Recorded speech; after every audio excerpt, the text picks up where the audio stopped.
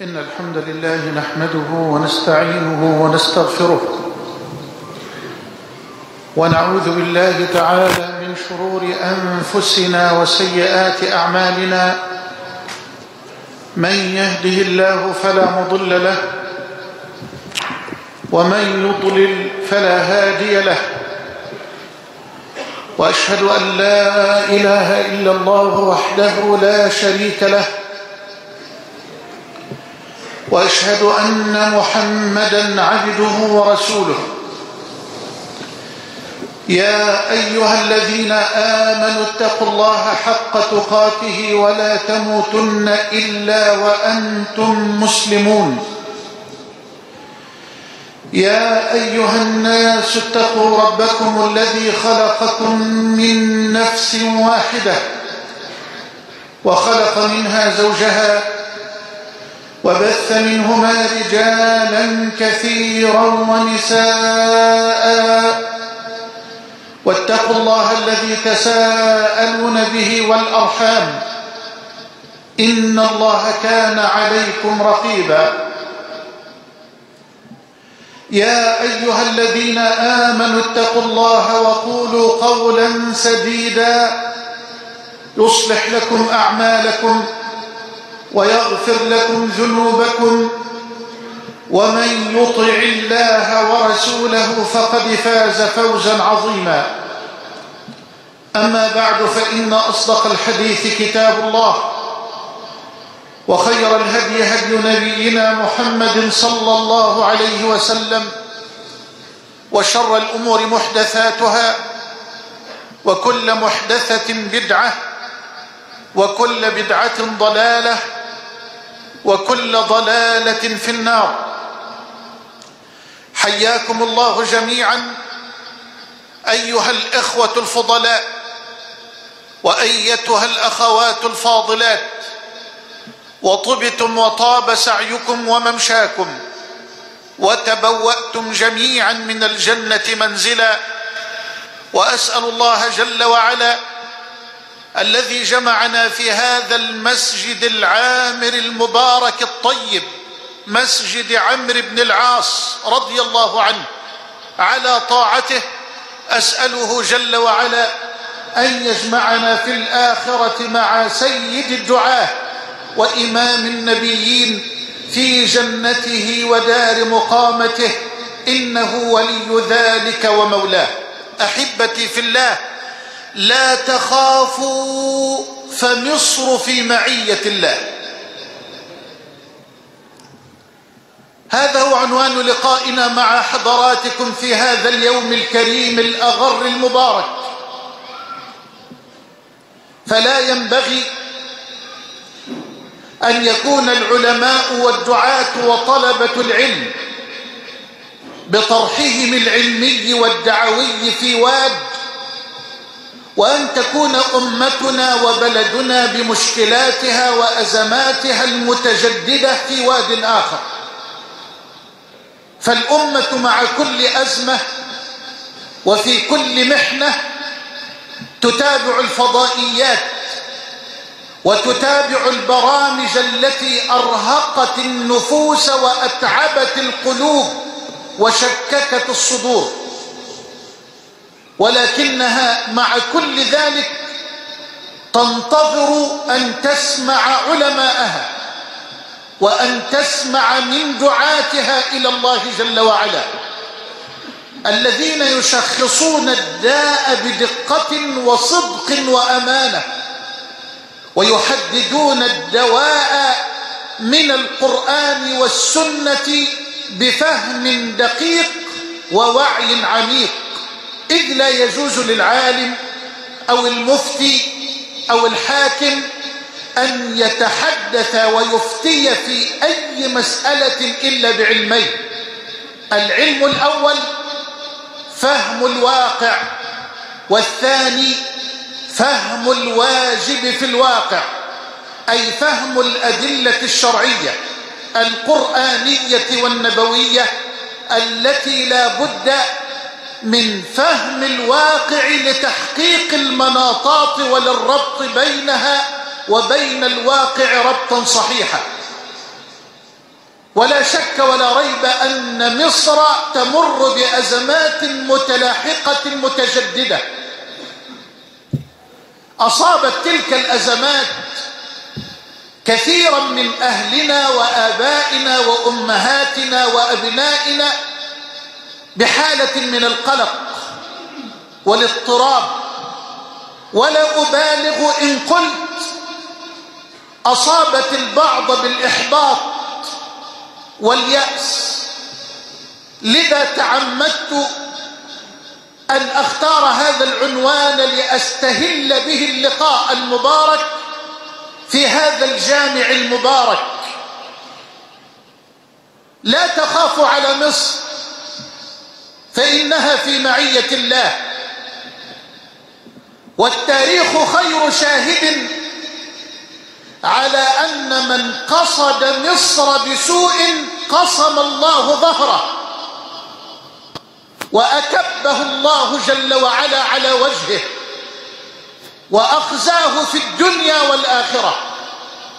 قال الله تعالى حكاية عن الكريم ابن الكريم ابن الكريم، وقال ادخلوا مصر إن شاء الله آمنين. فمصر في أمان الله ومعيته، مصر في حفظ الله جل وعلا وإحاطته. مصر الكنانة ما هانت على أحد، الله يحرسها عطفا ويرعاها. ندعوك يا رب أن تحمي مرابعها، فالشمس عين لها والليل نجواها. يقول كعب الأحبار لولا أنني أسكن الشام لسكنت مصر. قيل ولم يا أبا إسحاق؟ قال لأني أحب مصر وأهلها، وأهل مصر في عافية إلى يوم القيامة، ومن قصد مصر بسوء كبه الله على وجهه. بل مكتوب في التوراة المنزلة على قلب نبي الله موسى على نبينا وعليه الصلاة والسلام من قصد مصر بسوء قصمه الله عز وجل. فأنا على ثقة كاملة وعلى اطمئنان كامل أن هذا البلد محفوظ بحفظ الله له، وأن ما جرى ويجري وسيجري لا في مصر فقط بل على سطح كوكبنا الأرضي لا يقع إلا بإرادة الرب العلي. فالإرادة في كتاب الله نوعان: إرادة كونية قدرية، وإرادة دينية شرعية. فأنا لا أقف هنا اليوم مع حضراتكم إلا بقدر، ولا أتكلم بما أتكلم به إلا بقدر. قال جل وعلا: وعنده مفاتح الغيب لا يعلمها إلا هو ويعلم ما في البر والبحر وما تسقط من ورقة إلا يعلمها ولا حبة في ظلمات الأرض ولا رطب ولا يابس إلا في كتاب مبين. فالأمر أمره جل وعلا، والتدبير تدبيره، والقدر قدره، والحكم حكمه، والملك ملكه. قل إن الأمر كله لله. وقال مخاطبا سيدنا رسول الله: ليس لك من الأمر شيء، فأنا لا أملك أي شيء وأنت لا تملك أي شيء، والذي يملك الأمر كله هو من يملك كل شيء ويدبر أمر كل شيء. قل اللهم مالك الملك تؤتي الملك من تشاء وتنزع الملك ممن تشاء وتعز من تشاء وتذل من تشاء، بيدك الخير إنك على كل شيء قدير. حماية الله هي الحماية، ورعاية الله هي الرعاية، وحفظ الله هو الحفظ، وقوة الله هي القوة. يعنيني جدا أن أجدد الإيمان في قلوب إخواني وأخواتي، وأن أجدد الثقة من جديد في الله جل وعلا، وفي سيدنا رسول الله صلى الله عليه وسلم، وفي منهجه الرباني والنبوي. يعنيني أن نجدد ربط القلوب بعلام الغيوب سبحانه وتعالى، حتى لا نعبد الأسباب من دون الملك الوهاب ونحن لا ندري. فالأسباب وحدها لا تضر ولا تنفع ولا ترزق ولا تمنع إلا بأمر مسبب الأسباب جل وعلا. قل إن الأمر كله لله.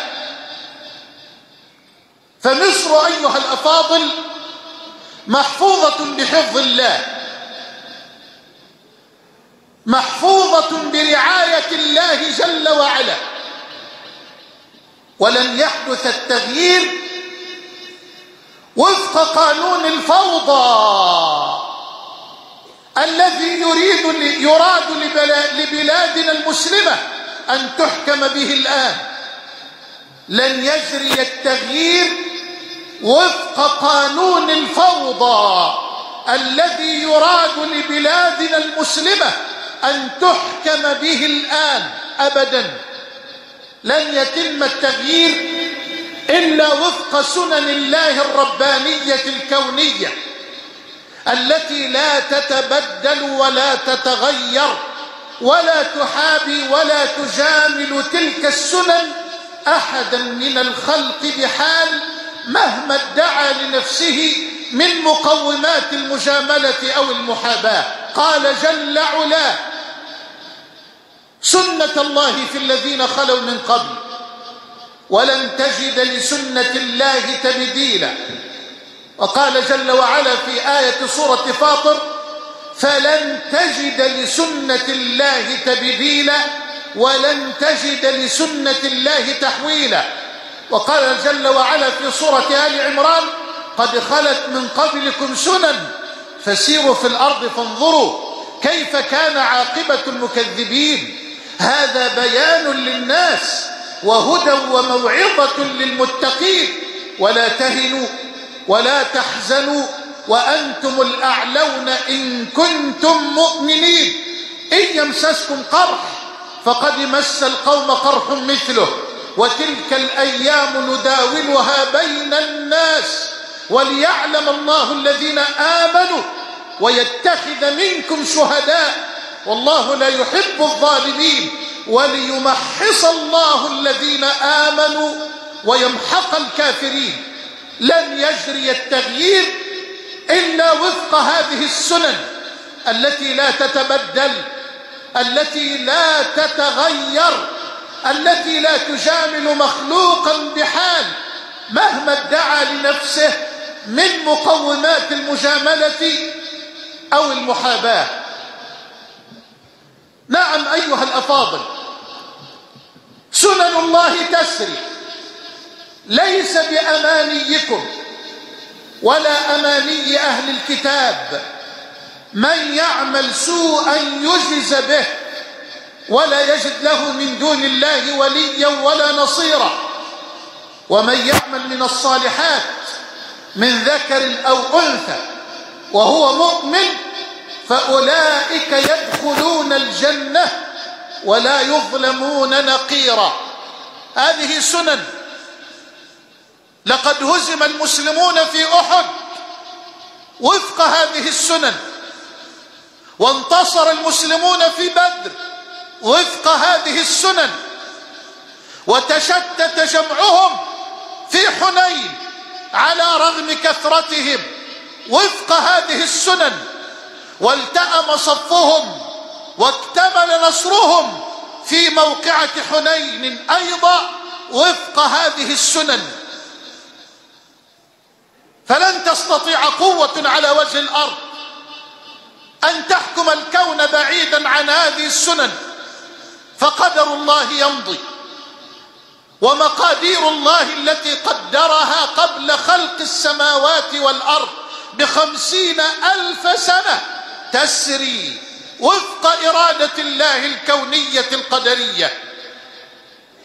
كل يوم هو في شأن، يغفر ذنبه ويستر عيبه ويفرج كربه ويكشف همه ويزيل غمه ويقيل عثره ويستر عوره ويأخذ ظالما وينصر مظلوما ويغني فقيرا ويسلب غنيا ويسوق المقادير التي قدرها جل وعلا بين خلقه، فلا يتقدم ولا يتأخر قدر قدره. إنا كل شيء خلقناه بقدر.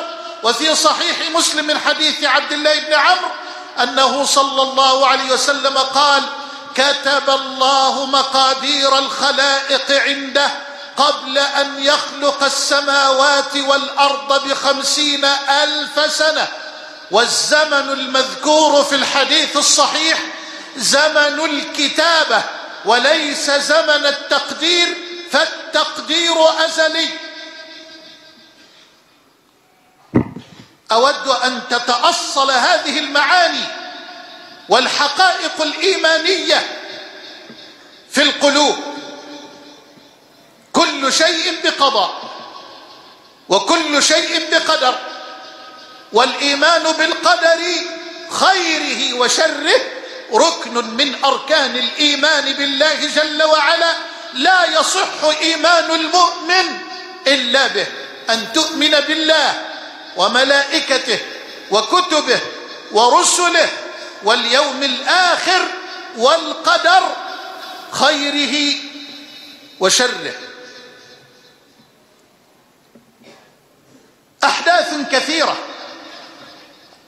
تصيب كثيرا من أبناء هذا الشعب الأصيل بالقلق والخوف.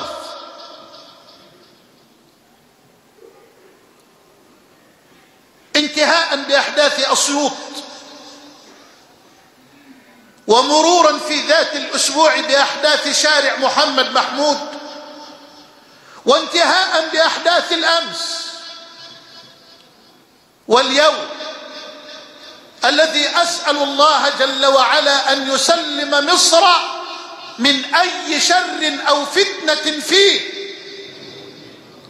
فالصدام مراد، الصدام بين أبناء هذا الشعب العريق أمر يخطط له، لأن مصر يا أحبابي لا سيما بعد موقفها الرائع وموقفها الرائد في الأسبوع الماضي الذي تكلل وتزين بوقف هذا العدوان الصهيوني الغاشم على غزة، لا يراد لمصر الرائدة، لا يراد لمصر القائدة أن تتبوأ مكانتها وأن تتبوأ القيادة في أمتها الإسلامية والعربية. لذا أرجو أن تنتبهوا جميعا يا أبناء مصر، يا من تؤيدون الرئيس ويا من تعارضونه، فمصر هي الخاسرة، مصر هي التي ستهزم، مصر هي التي ستسقط، ولن تسقط بإذن الله، وسيسقط كل خائن متآمر على هذا البلد. لا يراد لمصر أن تتبوأ الريادة والقيادة. مصر في أسبوع واحد أوقفت حربا ضارية مدمرة على أبناء شعبنا في غزة، تلك الحرب التي خطط لها أن تطول وأن تدوم وأن تحرق الأخضر واليابس من أجل كرسي حقير ومنصب فقير على أرض صهيون. فأولئك لا ينظرون إلى حرمة الدماء، فأرخص شيء عندهم هو دماء المسلمين، وأحقر شيء عندهم لحوم الأطفال التي تناثرت على أرض غزة في الأزمة الأولى مع الانتخابات الماضية. والتي خطط لها في هذه الأزمة الحالية مع الانتخابات الصهيونية المقبلة. فبين يدي كل انتخابات تسفك الدماء وتمزق الأشلاء من أجل تحقيق هذه المكاسب السياسية الحقيرة، لولا فضل الله ثم دور مصر ثم وقفة مصر ثم تصريحات قيادة مصر ما توقف نزيف الدماء ولا طالت الحرب ولا ملأت الأشلاء أرض غزة ورمال غزة كما شهدنا في الأزمة الماضية تماما بتمام.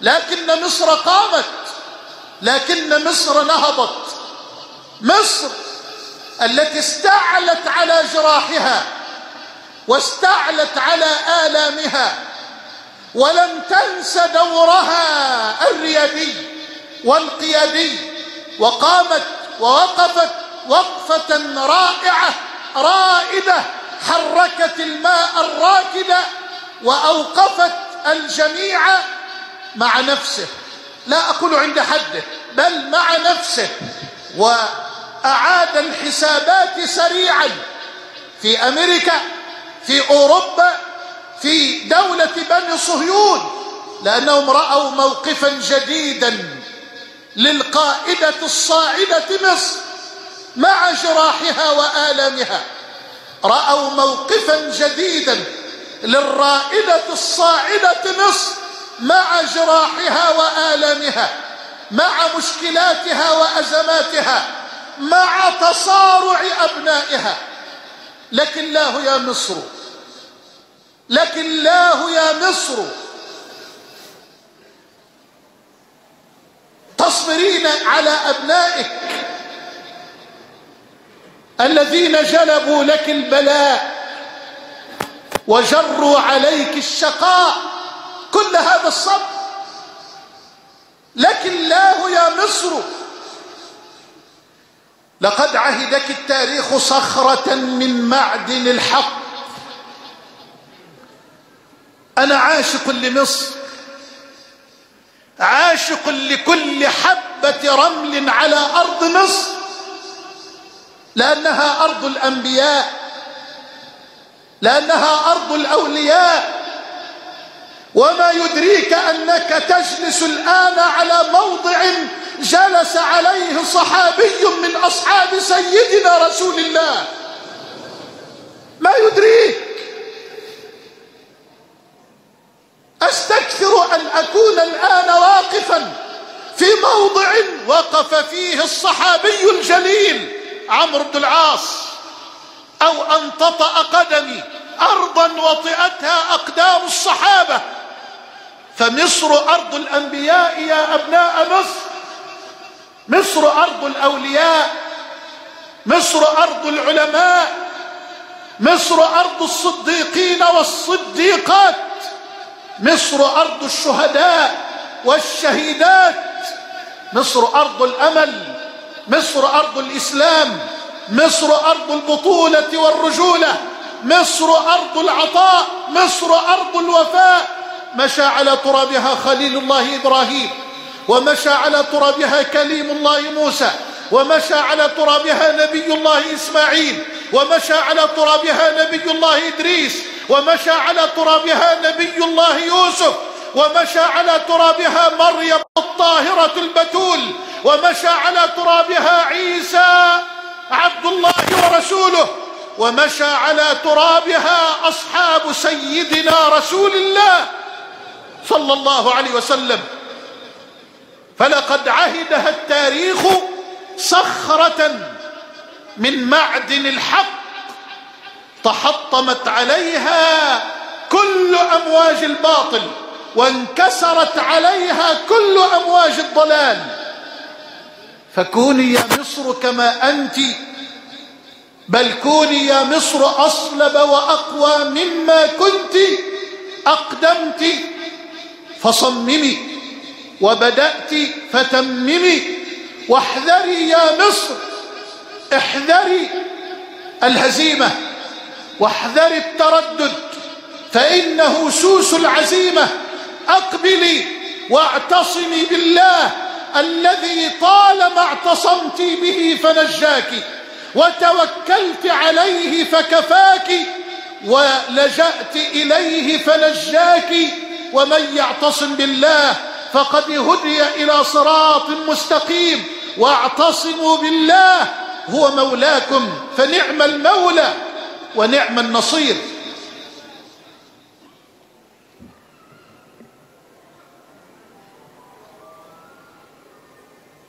في عنق كل مسلم صادق، وفي رقبة كل عربي حر أصيل، في عنقه دين لمصر، دين واجب الوفاء، وقد حان الآن وقت الوفاء. وليس لأحد على مصر منة ولا جميل، بل لمصر بعد فضل الملك الجليل المنة والجميل على كل صادق يعترف بالفضل لأهله والجميل لأصحابه.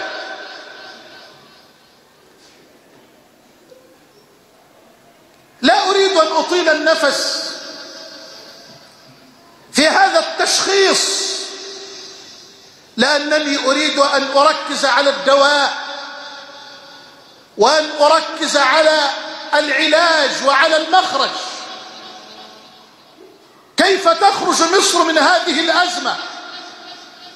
والجواب الذي أدين به لربي وأنا في هذا الموطن الشريف المبارك أقول: وتدبروا هذه الكلمات. لا يستقيم حال الناس في مصر إلا بالعدل والحق.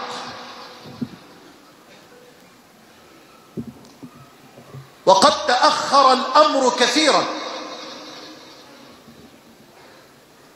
وهذه الأحداث المتلاحقة المتشددة بسبب تأخر رد الحق لأصحابه. تدبروا مني هذه الكلمات، ومن بركة العلم أن ننسبه لأهله، فهذا من نفيس كلام شيخ الإسلام ابن تيمية طيب الله ثراه. قال: لا تستقيم أمور الناس في الدنيا إلا بالعدل،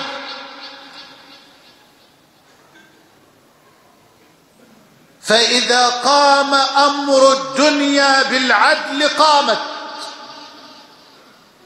وإذا لم يقم أمر الدنيا بالعدل لم تقم. فالدنيا تدوم مع العدل والكفر، ولا تدوم مع الظلم والإسلام، لأن الله يقيم الدولة العادلة وإن كانت كافرة، ولا يقيم الدولة الظالمة وإن كانت مسلمة. أكرر هذا الكلام الغالي النفيس لجلاله وجماله: لا تستقيم أمور الناس في الدنيا إلا بالعدل،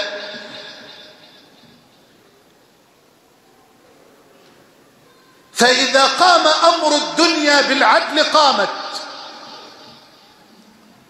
وإذا لم يقم أمر الدنيا بالعدل لم تقم. فالدنيا تدوم مع العدل والكفر، ولا تدوم مع الظلم والإسلام، لأن الله يقيم الدولة العادلة وإن كانت كافرة، ولا يقيم الدولة الظالمة وإن كانت مسلمة. كلام يكتب بالذهب، بل بأغلى من الذهب. قال جل وعلا: يا أيها الذين آمنوا. هيا أصل السمع، وأحضر قلبك وكيانك، فربك جل وعلا ينادي عليك يا من وحدته وآمنت به وعبدته. يا أيها الذين آمنوا كونوا قوامين لله شهداء بالقسط ولا يجرمنكم شنآن قوم على ألا تعدلوا، اعدلوا هو أقرب للتقوى، واتقوا الله إن الله خبير بما تعملون. وقال جل وعلا، وهذه بداية تحقيق العدل، قال جل وعلا يا أيها الذين آمنوا كتب عليكم القصاص في القتلى، الحر بالحر والعبد بالعبد والأنثى بالأنثى، فمن عفي له من أخيه شيء فاتباع بالمعروف وأداء إليه بإحسان، ذلك تخفيف من ربكم ورحمة، فمن اعتدى بعد ذلك فله عذاب أليم، ولكم في القصاص حياة يا أولي الألباب لعلكم تتقون. لما لا يقتص للمقتول من القاتل إلى الآن؟ لماذا لم يؤخذ للمظلوم حقه؟ لن تستقيم أمور الناس في مصر إلا بالعدل، إلا بالحق، إلا بالقصاص العادل العادل الذي لا محسوبية فيه ولا انتقام فيه ولا تشفي فيه ولا حقد فيه، بل واتقوا الله، وليكن الضابط تقوى الله، راقبوا الله جل وعلا واتقوا سخطه وخافوا عذابه سبحانه وتعالى في الدنيا والآخرة. ولا يجرمنكم شنآن قوم، أي بغض قوم، على ألا تعدلوا. يا من وحدتم الله ويا من آمنتم بالله، هيا أقيموا العدل وحققوا العدل بالعدل والحق، ولا ينبغي أن يحملكم بغضكم وكرهكم لبعض الناس ممن وقعوا في الظلم أيا كان قدره، لا ينبغي أن يحملكم هذا البغض على الظلم، بل يجب أن يحملكم إيمانكم وأن تحملكم تقواكم لربكم على العدل، وإن كان الأمر متعلقا بغير المسلمين، فما ظنك إذا كان الأمر متعلقا بمسلم عاص مذنب، وكلنا من أهل المعاصي، أسأل الله أن يتوب علي وعليكم. ولا يجرمنكم شنآن قوم على ألا تعدلوا، اعدلوا. لقد استبطأ الناس في مصر واستبطأ شبابنا في مصر هذا الحق. مر عامان ولا يشعر أحد بأن الحق عاد إلى أهله، بل وسيطر الخوف والقلق على جل الناس إن لم أقل على كل الناس. فالأمر يقتضي أن نخطو خطوة عملية على طريق تحقيق العدل والحق بعدل وحق. اللين في موضع الشدة خلل، والشدة في موضع اللين عنف يهدم ولا يبني. أرجو أن تركزوا في هذه الكلمات. اللين في موضع الشدة خلل وضعف، والشدة في موضع اللين عنف يهدم ولا يبني ويفسد ولا يصلح. جلس عمر بن الخطاب رضي الله عنه يوما بين أصحابه متفكرا متألما، فسأله ابن عباس رضي الله عنهما: فيما تفكر يا أمير المؤمنين؟ قال: في هذا الأمر، أي في هذا الحكم، في أمر الولايات، أي في أمر الوزارات وفي أمر المحافظات. قال: أفكر في هذا الأمر. قال: وفيما؟ فقال عمر قال: لا أجد لهذا الأمر من يحمله. يا إلهي، عمر يقول في عهد عمر، في عهد الأطهار، في عصر الأخيار الكبار من أصحاب نبينا المختار، يقول لا أجد لهذا الأمر من يحمله. أنا أعجب لأولئك الذين يسابقون الريح للحصول على هذه المراكز والمناصب وهم يعلمون يقينا أن في الأمة من هو أكفأ منهم وأفضل منهم وأعلم منهم ويقدر على أن يخدم الأمة والشعب عنهم. يا أخي، الوظيفة ليست مغنما، بل هي ورب الكعبة مغرم من أفظع المغارم. لو اتقيت الله وعرفت قدر الأمانة وثقل المسؤولية لقدمت الأكفاء ممن تعرف. هل تصدق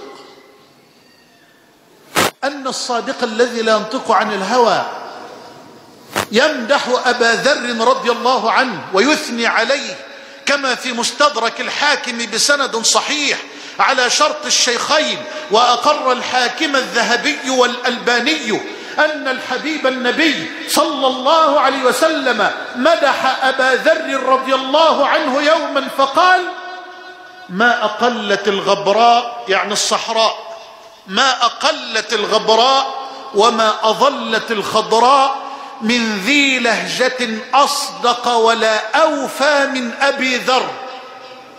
يا إلهي، ائت به يا رسول الله، أنت تشهد له بالصدق والوفاء، بل بصيغة أفعل التفضيل: ما أقلت الغبراء وما أظلت الخضراء من ذي لهجة أصدق ولا أوفى من أبي ذر. ائت به يا رسول الله ليقود الأمة من بعدك. لا، الأمر له مقاييس أخر. قد أكون ورعا، قد أكون تقيا، قد أكون عالما على المنبر، لكنني لا أحسن أبدا أن أكون عضوا في الجمعية التأسيسية لوضع الدستور. قد لا أحسن أبدا أن أكون محافظا، قد لا أجيد أن أكون وزيرا، قد لا أجيد أن أكون مسؤولا في شركة من الشركات. فالأمانة تقتضي أن أبقى على منبري وأن أبقى في دعوتي وأن أعتذر إن قدمت لموضع أراني أني لست كفءا له ولا أهلا له. ووالله ما تركت الجمعية التأسيسية لوضع الدستور إلا لهذا، وأنا أقسم بالله على هذا. وجدتني لست أهلا ولا كفءا لأن أكون عضوا فيها، فاعتذرت لإخواني وقلت: قدموا من يجيد هذا العمل، وقدموا من يجيد فهم هذه المواد ويجيد فهم المناقشة بعلم وفهم دقيق ووعي عميق. فليس بالضرورة أنني أتكلم في المساجد أن أكون مجيدا لهذا الأمر، كل له مجاله. وما نجح المصطفى صلى الله عليه وسلم في أن يجعل الصحابة رعاة الإبل والغنم قادة للدول والأمم إلا يوم أن وضع كل صحابي بقدراته في مكانه الذي يتفق معه ويناسبه. الشاهد: ذهب أبو ذر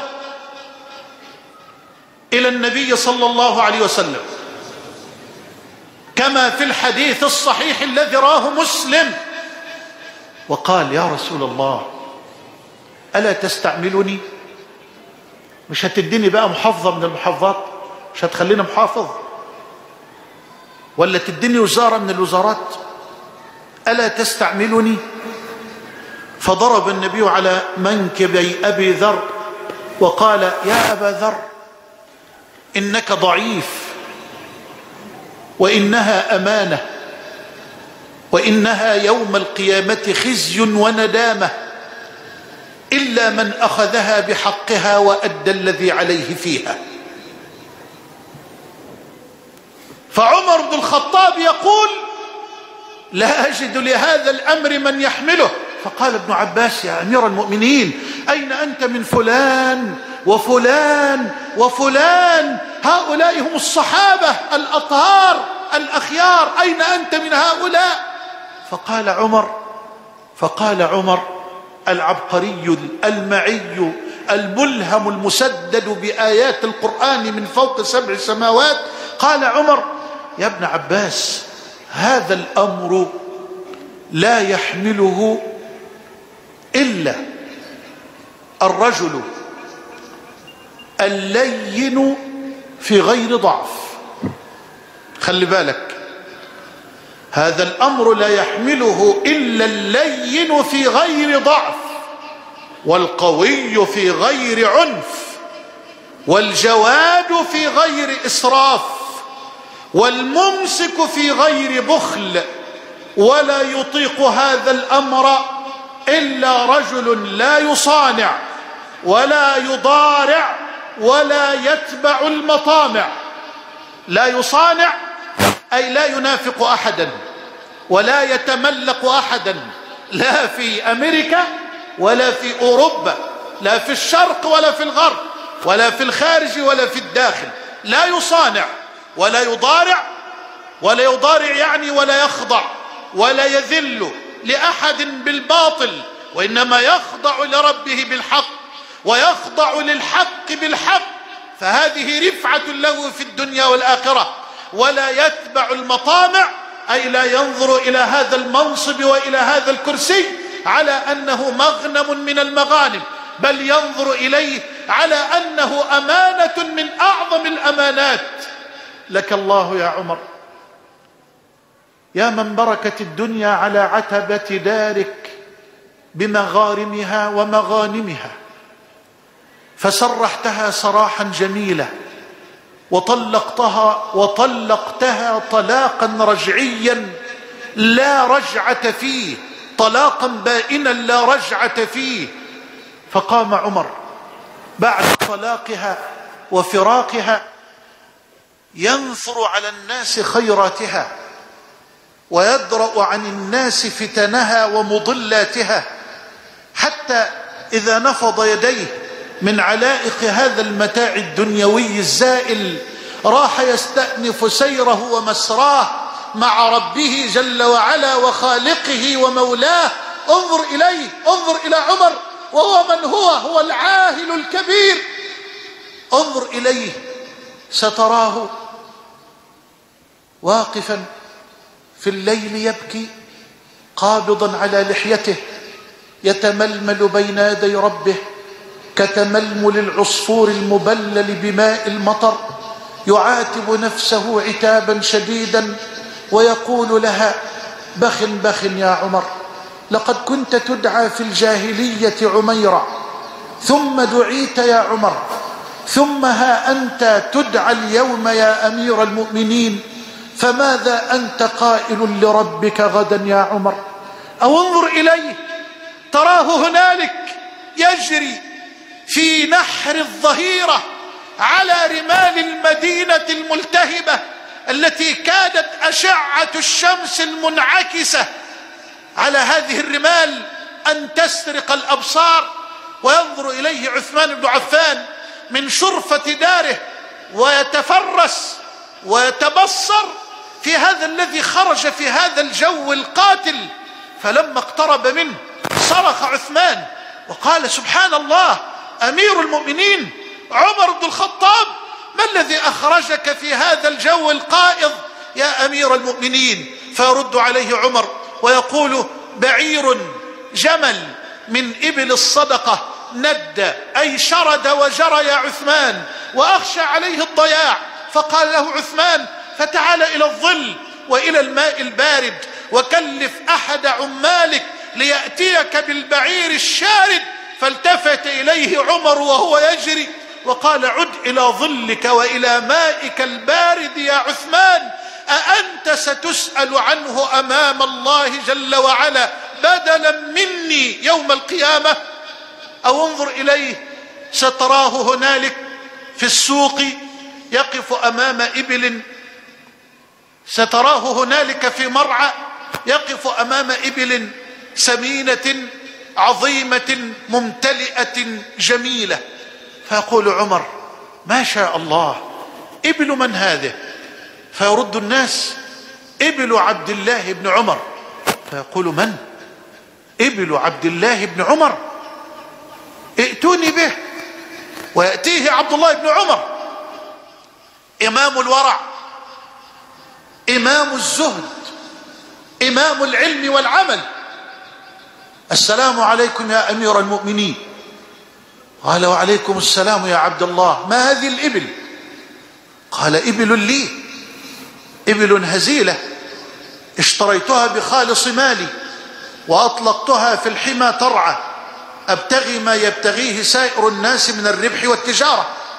فقال له عمر: بخ بخ يا ابن أمير المؤمنين، وإذا رأى الناس إبلك قالوا: ارعوا إبل ابن أمير المؤمنين، اسقوا إبل ابن أمير المؤمنين، اهتموا بإبل ابن أمير المؤمنين فتسمن إبلك ويربو ربحك يا ابن أمير المؤمنين عبد الله. قال: مرني يا أبت. قال: انطلق الآن فبع الإبل وخذ رأس مالك فقط ورد الربح إلى بيت مال المسلمين. يا رافعا راية الشورى وحارسها، جزاك ربك خيرا عن محبيها. رأي الجماعة لا تشقى البلاد به رغم الخلاف، ورأي الفرد يشقيها. إن جاع في شدة قوم شركتهم في الجوع، أو تنجلي عنهم غواشيها. جوع الخليفة والدنيا بقبضته، منزلة في الزهد سبحان موليها. فمن يباري أبا حفص وسيرته، أو من يحاول للفاروق تشبيها. يوم اشتهت زوجه الحلوى فقال لها: من أين لي ثمن الحلوى فأشريها؟ ما زاد عن قوتنا فالمسلمون به أولى، فقومي لبيت المال رديها. كذاك أخلاقه كانت، وما عهدت بعد النبوة أخلاق تحاكيها.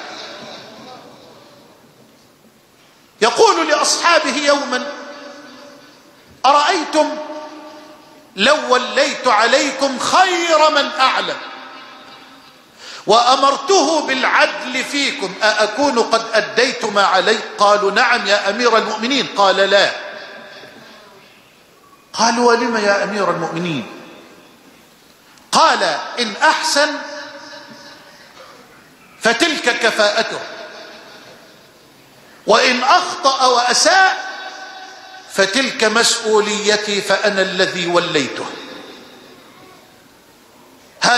هذا الأمر لا يحمله إلا اللين في غير ضعف، والقوي في غير عنف، والجواد في غير إسراف، والممسك في غير بخل. ولا يطيقه إلا رجل لا يصانع ولا يضارع ولا يتبع المطامع. فاللين في موضع الشدة ضعف وخلل وخور، والشدة في موضع اللين عنف يهدم ولا يبني، ويفسد ولا يصلح. فنحتاج إلى شدة في موضع الشدة، وإلى لين في موضع اللين، وإلى حكمة في موضع الحكمة، وإلى رحمة في موضع الرحمة، حتى لا تختلط الأمور ويتصور البعض أن الفوضى هي التي تحكم كل الأمور. كلا كلا، فأمور مصر وأمور الناس في مصر لا تستقيم إلا بالعدل والحق. وليس من الحكمة أبدا أن يتصارع الآن أهل مصر في فريقين: فريق إسلامي وفريق ليبرالي. دعنا نختلف، ولن أكون مثاليا لأخالف الحق والحقيقة، ولن أقول تعالوا بنا لنتفق. هذا لن يكون إلى قيام الساعة لن يكون، أمر قدري لن يكون. فالاختلاف بين الناس بل بين أبنائك أنت في بيتك اختلاف واقع. لا يستطيع صادق أن يقول لي إن أولاده في بيته وهم 4 أو 5 نسخة كربونية واحدة، لن يكون، ولا يزالون مختلفين إلا من رحم ربك، ولذلك خلقهم. فالاختلاف أمر قدري. فأنا لا أقول تعالوا لنتفق، تعالوا لنتوافق، تعالوا لنتقارب. يا أخي أنا لست مسؤولا أمام الله أن أكرهك على اعتناق عقيدتي، لست مسؤولا أمام الله عن ذلك. لست مسؤولا أن أدخل أهل الأرض جميعا في الإسلام، لست مسؤولا ولا مدعوا لذلك، بل أنا مدعو للدعوة وللبلاغ بأدب وحكمة ورحمة. يهتدي فلان ولا يهتدي علان، فليس الأمر لي ولا من شأن كل العبيد، إنما هو شأن العزيز الحميد. قال لسيد الدعاء وإمام التقاه وخير خلق الله: ولو شاء ربك لآمن من في الأرض كلهم جميعا أفأنت تكره الناس حتى يكونوا مؤمنين؟ فإنما عليك البلاغ فقط وعلينا الحساب. أنا وظيفتي أن أبلغ، تهتدي أو لا تهتدي لا أملك ذلك، لا أملك هداية ولدي في بيتي. قد يفسق ابن في بيت عالم لا يملك هدايته، أقصد هداية التوفيق، بل لا أملك هداية نفسي أنا، وأنا أذكركم الآن بالله ورسوله. فما سمي القلب إلا من تقلبه، فاحذر على القلب من قلب وتحويله. اللهم ثبت قلوبنا على دينك. فما علينا إلا أن نبلغ. فأنا أطالب كل أبناء مصر ممن يريدون الآن أن يمزقوا مصر وأن يقسموها وأن يحدث الصدام الذي يخطط له بالقرب منا، بالقرب منا، صدام بين من يؤيدون السيد الرئيس وبين من يعارضونه، وتلتقي هذه الجموع في الميادين ويحدث الصدام وتسفك دماء أبنائنا وتحدث الفتنة. احذروا هذا، ولطالما حذرت من هذا. تخالفني لا حرج، أخالفك لا حرج، لكن عبر عن هذا الخلاف بأدب. وواجب علي أنا أيضا بلا فزلكة أن أعبر عن اختلافي معك بأدب.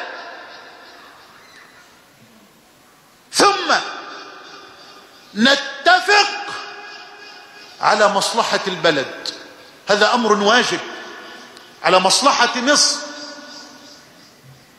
وأن أنزل على رأي المجموع وعلى رأي الأغلبية. لا يليق أبدا بكل قوة وبكل حزب وبكل فصيل أن يمزق مصر هذا التمزيق وأن يشتت مصر هذا التشتيت باسم أنه لا يقبل هذه السياسة من رئيس الجمهورية أو من الحكومة أو من الوزير الفلاني. أنا أود منك أن تكون صادقا مع ربك مع نفسك. اطرح سؤالا واحدا على أولادك في بيتك، إن اتفق أولادك الذين تربيهم أنت وحدك في الجواب فاطلب هذا الذي تطلبه. لن تستطيع ولن تملك ذلك. فلنهدأ قليلا، فلنهدأ قليلا. وكأن الحكومة التي تحكم البلاد الآن تحكمها منذ 30 سنة وفشلت فشلا ذريعا، وخرج أولئك يطالبون تخليص البلاد من شرها المستطير. أريد قليلا من العدل والإنصاف يا سادة لتهدأ بلدنا ولتستقر مصرنا. كلما بدأت عجلة العمل وعجلة التنمية تتحرك تدور بس فقط في مكانها، أبدا لا يريد هؤلاء ولا أولئك أن تبدأ العجلة في الحركة. هم يريدون أن تبقى تروس هذه الميكنة الضخمة في مصر متعطلة بل مشلولة حتى تفقد مصر كل شيء، حتى لا تتبوأ مصر مكانتها من جديد. أرجو أن يفطن أبناء مصر الأفاضل العباقرة لهذا الصدام المخطط له، لهذا الصدام المراد بين أبناء مصر من المؤيدين والمعارضين، من الموافقين والمخالفين. أنا أعي ما أقول، سيبقى الخلاف بيننا قائما لا في عهد الدكتور مرسي بل في كل عهد، بل إلى قيام الساعة. لقد اختلفت الملائكة. بتقول إيه؟ بقول لك لقد اختلفت الملائكة. يا شيخ محمد اتق الله، اللهم اجعلنا من المتقين. اختلفت الملائكة، نعم أنا أعي ما أقول. الملائكة المعصومون المفطورون على الطاعة اختلفوا بنص حديث الصادق الذي لا ينطق عن الهوى، وكلكم يعرف الحديث، إنه حديث الرجل الذي قتل 100 نفس. ألم يقل فيه النبي في آخره وهو في الصحيحين: فاختلفت فيه ملائكة الرحمة وملائكة العذاب. وقع الخلاف بين الملائكة، ووقع الخلاف بين الأنبياء والرسل. وداود وسليمان إذ يحكمان في الحرث إذ نفشت فيه غنم القوم وكنا لحكمهم شاهدين ففهمناها سليمان وكلا آتينا حكما وعلما. الآية. اختلف الأب الكريم والنبي الجليل داود مع الابن الكريم والنبي الجليل سليمان في قضية واحدة، فحكم كل واحد منهما فيها بقضاء مختلف وحكم مختلف. أمر قدري. واختلف الصحابة ومعلمهم واحد وإمامهم واحد ونبيهم واحد ومربيهم واحد، اختلفوا. والأدلة النبوية صريحة: لا يصلين أحدكم العصر إلا في بني قريظة. فاختلفوا، فصلى فريق منهم العصر حين حان وقت العصر في الطريق، وصمم فريق آخر من الصحابة أن يؤخر صلاة العصر حتى يصل بني قريظة حتى ولو خرج وقت الصلاة، وبالفعل أخروا صلاة العصر حتى خرج وقتها. اختلف الصحابة في فهم دليل نبوي واضح: لا يصلين أحدكم العصر إلا في بني قريظة. أنا أسأل وأقول: هل أنكر النبي على فريق من الفريقين فهمه وعمله؟ لا والله. هل أمر النبي فريقا بإعادة صلاته؟ لا والله. وإنما جمع النبي، وهذا هو ما أريده، جمع النبي الصفين معا في صف واحد، جمع النبي الفريقين معا في صف واحد وقاتل بهما بني قريظة. فيجب أن نجمع صفوفنا من أجل ديننا ثم من أجل بلدنا. اختلف معي وأنا أختلف معك، لكن فليبقى الخلاف مظللا بأدب الخلاف، فليبقى الحوار مظللا بأدب الحوار. أما هذا الذي نراه على الفضائيات ورب الكعبة لا أراه حوارا بل أراه إشعالا للنار، لا أراه حوارا بل أراه إشعالا للنار، لا أراه بناء لمصر بل أراه هدما لمصر. فالإعلام هو الذي يحرك، وهو الذي يملأ القلوب بالأمل أو يملأ القلوب باليأس والقنوط والقلق والخوف والإحباط. هذه صرخة محب لهذا البلد حريص على أمنه وأمانه ورخائه واستقراره. يجب على العقلاء والحكماء أن يفيقوا وأن يعودوا إلى رشدهم وإلى صوابهم، وأن يعلموا أن مصلحة مصر تقتضي أن يساند الجميع الرئيس وأن ينصح له بأدب، وأن ينصح له بأدب، مش بسوء أدب ولا بتعمد لإسقاط هيبة الرجل لتسقط هيبة الدولة، لتسقط الدولة. وإذا سقطت الدولة سقط الكل، والله لن يبقى فيها أحد، لا مسلم ولا قبطي ولا ليبرالي ولا إسلامي، ستسقط على الجميع وستغرق السفينة بكل الراكبين ولن ينجو أحد. مثل القائم في حدود الله والواقع فيها كمثل قوم استهموا على سفينة فأصاب بعضهم أعلاها وأصاب بعضهم أسفلها، فكان الذين في أسفلها إذا استقوا الماء مروا على من فوقهم فقالوا لو أن خرقنا في نصيبنا خرقا حتى لا نؤذي من فوقنا. يقول صلى الله عليه وسلم لو تركوهم ما أرادوا لهلكوا وهلكوا جميعا، ولو أخذوا على أيديهم لنجوا ونجوا جميعا. سامحوني والله على هذه الإطالة غير المقصودة.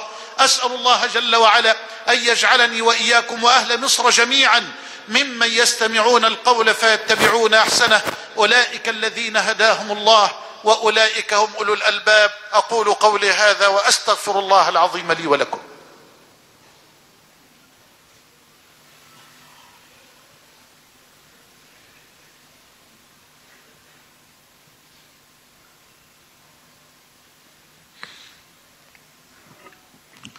الحمد لله رب العالمين، وأشهد أن لا إله إلا الله ولي المتقين، وأشهد أن سيدنا محمدا عبد الله ورسوله إمام الغر الميامين. اللهم صل وسلم وبارك عليه وعلى آله وأصحابه أجمعين، وبعد. فقد كنت عقدت العزم والنية أن أتحدث اليوم في هذا اللقاء المبارك عن أطفال أسيوط وعن أطفال سوريا، لكن جاءت الأحداث الأخيرة فقدر الله عز وجل أن أغير الموضوع حتى لا أكون بعيدا عن حدث مهم يحتاج أهلنا في مصر أن يتعرفوا على الحق فيه. وأسأل الله سبحانه وتعالى أن يردنا وإياكم جميعا إلى الحق ردا جميلا. لكن في دقائق معدودات لأني أطلت على حضراتكم أقول لقد ذهبت أنا وإخواني من أهل العلم إلى أسيوط من يومين، وقلت لهم بين جموع غفيرة وقد استقبلون استقبالا مبكيا للعيون، ذهبنا إليهم لنعزيهم لنواسيهم لنصبرهم. وأنا لست سياسيا، لا أحمل أجندة حزبية ولا جماعية، بل رأيت ذلك واجبا علي، فذهبت إليهم لأعزيهم لأصبرهم. فورب الكعبة كما قلت لهم، ولعل كثيرا من أولادنا تابعوا ذلك عبر بعض الفضائيات أو عبر مواقع التواصل، قلت لهم جئت لأصبركم فصبرتمونا، وجئت لأعلمكم الصبر نظريا فعلمتمونا الصبر تطبيقا عمليا. سمعت كلاما يبكي العين، وعلمت كذب هؤلاء الذين وصفوا أهل الصعيد بأنهم يتاجرون بدماء أبنائهم. أبدا، أهل الصعيد أهل مروءة، أهل رجولة، أهل دين، أهل خلق. لقد سمعت من النساء ومن الرجال من آباء المكلومين والأمهات المكلومات، سمعت كلاما ورب الكعبة أبكانا بالدمع جميعا على منصة الدرس أو اللقاء أو المحاضرة. كنت أود أن أتحدث عنهم بشيء من الاستفاضة، لأعرج أيضا على أطفالنا على أرض فلسطين، على أرض غزة، الذين يمتلكون الآن سلاحا لا يستطيع أحد أن يصنع له مصدة أو سلاحا مضادا، إنه سلاح الحجر حين تمسكه يد طفل صغير يريد أن يستشهد في سبيل الله. أنا أعجب لأولئك ولأولئك على أرض سوريا. وأختم بهذه الكلمات فأقول: من قال إن بنان الطفل يوما سيلمس تاريخا فينفجر، من قال إن خطى الأطفال مرعبة ومن خطاهم يبدأ السفر، من أين جاءوا ولم يحمل بهم نبأ ولا تمخض عنهم قط مؤتمر، جيل من الصخر قد قدت ملامحه ومن رماد الشظايا أورق الشجر، جيل تألق في آفاقه حجر، أستغفر الله بل هز الورى حجر، وقد رموا يهودا بأحجار مسومة على رؤوسهم ألقت بها سقر، وما رميتم ولكن الإله رمى، فكيف يهزم من بالله ينتصر. أمتنا نامت ومرضت لكنها ما ماتت ولن تموت، وأمتنا تستيقظ الآن من جديد بإذن الله جل وعلا. أرجو الله عز وجل أن يكون لي مع حضراتكم لقاء خاص بنصرة الشريعة، لكن لا يتسع الوقت للتعريج على هذه القضية الكبيرة التي تحتاج إلى جمعة كاملة. ولا أنسى أيضا أن أذكر أهل هذا الجامع العامر بالتبرع للأطفال اليتامى والفقراء في هذا الجامع المبارك، فهم إخوة أبلغوني أنهم قرابة 2000 طفل، وتوقفت التبرعات منذ عامين تقريبا إلا قليلا، فأرجو من إخواني أن يقفوا لله عز وجل وقفة، وأن يكفل الأغنياء الفقراء واليتامى، فالسعي على الأرملة والمسكين كالمجاهد في سبيل الله والقائم الليل وكالقائم الليل الصائم النهار. اللهم لا تدع لأحد منا في هذا الجمع الكريم ذنبا إلا غفرته، ولا مريضا إلا شفيته، ولا دينا إلا قضيته، ولا ميتا لنا إلا رحمته، ولا عاصيا بيننا إلا هديته، ولا طائعا إلا زدته وثبته، ولا حاجة هي لك رضا ولنا فيها صلاح إلا قضيتها يا رب العالمين. اللهم اجعل جمعنا هذا مرحوما وتفرقنا من بعده معصوما، ولا تجعل فينا ولا منا شقيا ولا محروما. اللهم اهدنا واهد بنا واجعلنا سببا لمن اهتدى، اللهم اهدنا واهد بنا واجعلنا سببا لمن اهتدى. اللهم انزل على مصر من رحماتك واستخرج لمصر من بركاتك. اللهم وحد صفنا، اللهم وحد صفنا وألف بين قلوبنا.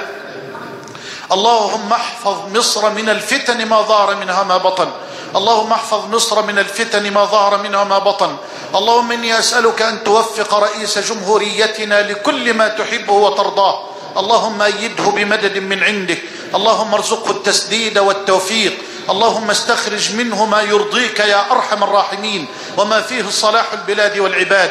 اللهم ارزقه البطانة الصالحة الناصحة التي تأمره بالخير وتحضه عليه، وجنبه البطانة السيئة التي تأمره بالشر وتحضه عليه. اللهم احقن دماء أهلنا في سوريا وفي غزة وفي كل مكان برحمتك يا أرحم الراحمين. هذا وما كان من توفيق فمن الله، وما كان من خطأ أو سهو أو نسيان فمني ومن الشيطان، وأعوذ بالله أن أكون جسرا تعبرون عليه إلى الجنة ويرمى به في جهنم، ثم أعوذ بالله أن أذكركم به وأنساه. وأقم الصلاة.